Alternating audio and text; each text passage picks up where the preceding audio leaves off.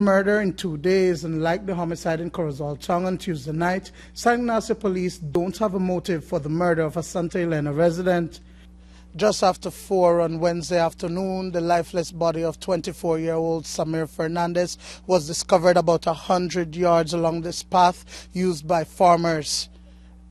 The bloodstains on the path are the telltale signs that he suffered a gruesome death. The path, used primarily by residents in the area, is located off a dirt road at the far end of Sedasi Street in Esperanza village.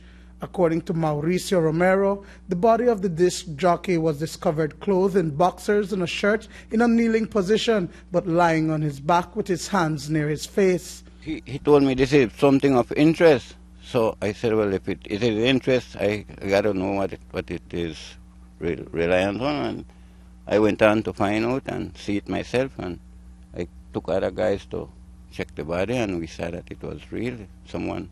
What did you guys see there?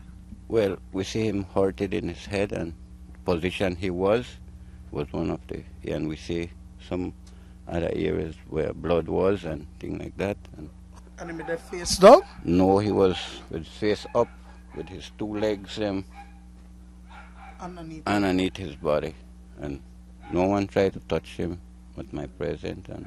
But you saw cut wounds to his face or something? Yeah, cut wound to his face over his forehead. When the police went out on the scene, what we have found is the lifeless body of what we later found to be the name of Samir Fernandez of San Pedro Street address in Santa Elena town. The frightening discovery by residents happened around 12 noon on Wednesday, which would suggest that Fernandez was killed during the course of Tuesday night. But due to the lack of a telephone, the police were notified until after 4 p.m. According to officer commanding the San Ignacio Police Formation, Superintendent Dinsdale Thompson, 2 persons have been detained in connection with the homicide. Our preliminary investigation is showing at this present moment that Samir was indeed in the area where when we look and checked out his body, we have found that there is injury that he have received to his forehead, to the upper part of his forehead, and also to the front part of his head, which we believe that caused his death. At this present moment, we are carrying out our investigation, and we have 2 individuals detained in our custody, and we're still at this present moment looking for another person who we believe can assist us with our investigation. While a motive for the murder has still not been determined, police believe that evidence in their possession would suggest that Fernandez knew his killer or killers and that he was lured to his death. We are still looking, we are still following up those leads.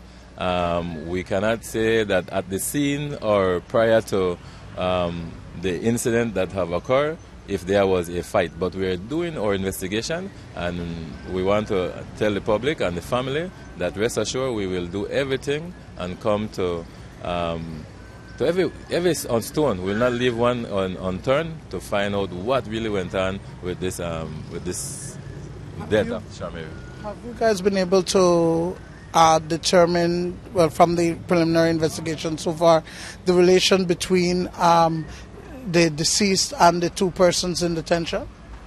So far what our investigation is revealing, Duane, is that yes, they do have some type of relation, and that's what we are trying to find out, that through this relationship, what did really occur, who all were at the scene when this murder have occurred. That's what we're linking. One of the things that we are looking at with those people, with those persons that are in our custody, is that they indeed had some type of communication with Samir that we believe that they can assist us with prior to the death of Samir. So that's why we are indeed questioning them at this moment in relating to what they know, what they can assist us with in relating to this investigation. Is it believed that his body was dumped there, or there is where the incident happened? Our investigation is revealing at this present moment that we believe that yes, his body, he was there. That's where the incident have occurred.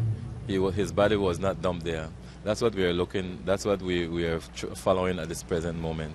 While police say both incidents are not related, records show that Fernandez, along with several other persons, was detained on Monday in relation to a robbery in the West. Duane Moody for